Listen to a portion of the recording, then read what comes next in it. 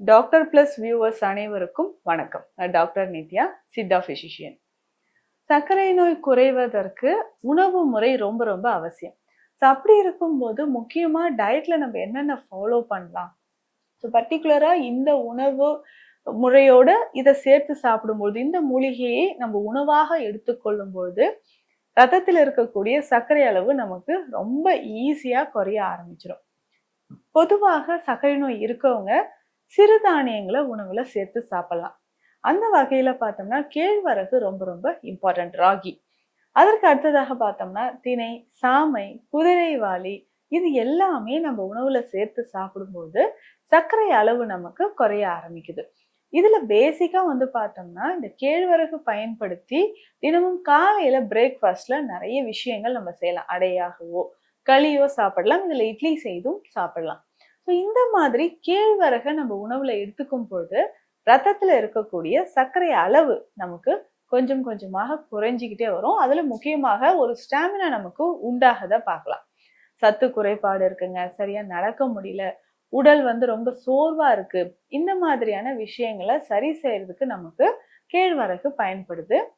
இதுல உணவாக எடுக்கும் போதும் நமக்கு இது நல்ல பலன் தருது அப்படின்னு சொல்லலாம்.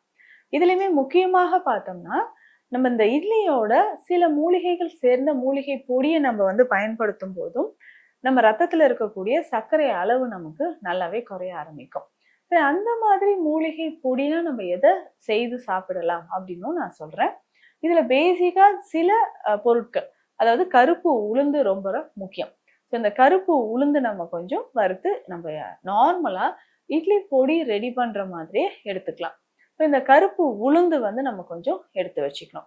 ஸோ இதனோட வேறு என்ன செய்யலாம் அப்படின்னு பார்த்தோம்னா நரிப்பயிறு அல்லது கொள்ளு. ஸோ ரெண்டுல ஏதாவது ஒன்று நம்ம எடுத்து இதுவுமே நல்லா வறுத்து நம்ம இதனோட சேர்த்து எடுத்து வச்சுக்கணும். ஸோ இப்போ கருப்பு உளுந்து, கொள்ளு அல்லது நரிப்பயிறு, சிறு காராமணி அப்படின்னும் சில இடங்கள்ல சொல்லுவாங்க. ஸோ இதை நம்ம எடுத்து வச்சுக்கணும். இதனோட பார்த்தோம்னா வரமிளகாய் கொஞ்சம். ஸோ நம்ம நார்மலா இட்லி பொடி எப்படி ரெடி பண்ணுவோமோ அந்த மாதிரி ரெடி பண்ணிக்கலாம். கொஞ்சம் மிளகு, சீரகம், இது எல்லாமே சேர்த்து நம்ம பயன்படுத்தும் போது இது இட்லி பொடியாக நம்ம சேர்த்து சாப்பிடும் பொழுதும் உடலுக்கும் ஆரோக்கியத்தை தரக்கூடியது. இந்த பொடியை நம்ம சாதத்தோட பிசைந்தும் சாப்பிடலாம். ஸோ சர்க்கரை நோய் இருக்கிறவங்களுக்கு ஒரு டயர்ட்னஸ் இல்லாம ஸோ டிஃப்ரெண்டான ஒரு டேஸ்ட்ல இருக்கும்போது நல்ல ரிசல்ட் நமக்கு கிடைக்க ஆரம்பிக்கும். ஸோ இந்த மாதிரியான உணவு முறைகள் தான் நமக்கு தேவை.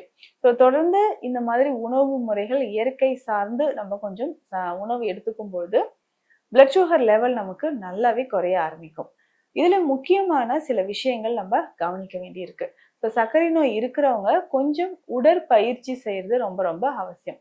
தினம்தோறும் காலையில ஒரு அரை மணி நேரம் நம்ம உடற்பயிற்சி செய்யணும். அந்த உடற்பயிற்சியை மேற்கொள்ளும் பொழுது நிறைய மாற்றங்கள் நடக்கும். ஸோ ஒரு அரை மணி நேரம் நடைப்பயிற்சி, இந்த நடைப்பயிற்சி அப்படின்னு சொல்றது உடலுக்கு ரொம்ப இம்பார்ட்டன்ட். ஸோ இந்த நடைப்பயிற்சியிலே நிறைய விஷயங்கள் இருக்கு. ஸோ நம்ம ரொம்ப ஃபாஸ்டா நடக்கிறோமா, ஸ்லோவா நடக்கிறோமா, நம்மளுடைய கவனம் நம்ம உடல் மேல இருக்கா, வேற எங்கேயாவது நம்ம பேசிக்கிட்டே நடக்கிறோமா, இந்த மாதிரியான விஷயங்கள் இருக்கு. ஸோ கம்ஃபர்டபுளா நல்லா ஒரு ஷூஸ் எல்லாம் போட்டுட்டு ஃபாஸ்டா கொஞ்சம் ஒரு மீடியமான ஒரு ஃபாஸ்ட்ல நம்ம நடக்கும்போது உடலுக்கு நல்ல ஆற்றல் கிடைக்க ஆரம்பிக்கும். சின்ன சின்ன எக்ஸசைஸ் மற்றும் யோகாசன பயிற்சிகள் செய்யும் பொழுதும் உடல்ல நிறைய மாற்றங்கள், முக்கியமாக சர்க்கரை அளவு நமக்கு குறைய ஆரம்பிக்கும். இதுல முக்கியமா நான் சொன்ன ஒரு விஷயம் நரிப்பயிறு அப்படின்னு சொன்னேன். இந்த பொடியோட சேர்த்து சாப்பிட்றதுக்கு நரிப்பயிறு அப்படின்ற ஒரு விஷயத்த சொன்னேன். இதை நம்ம ஃபாலோ பண்ணும்போது இதுல நம்ம உணவோடு சேர்த்து இந்த நரிப்பயிறு அப்படின்னு சொன்ன ஒரு விஷயம், இந்த நரிப்பயிரும் நம்ம உணவோடு சேர்த்து சாப்பிடும்போது நிறைய மாற்றங்கள் நமக்கு கிடைக்க ஆரம்பிக்கும். இப்போ தொடர்ந்து இதை உணவாக நம்ம பயன்படுத்தலாம். அதுலேயும் முக்கியமாக இந்த சர்க்கரை நோய் இருக்கக்கூடியவங்க சில வகையான மூலிகை மருந்துகளை ஃபாலோ பண்ணலாம்.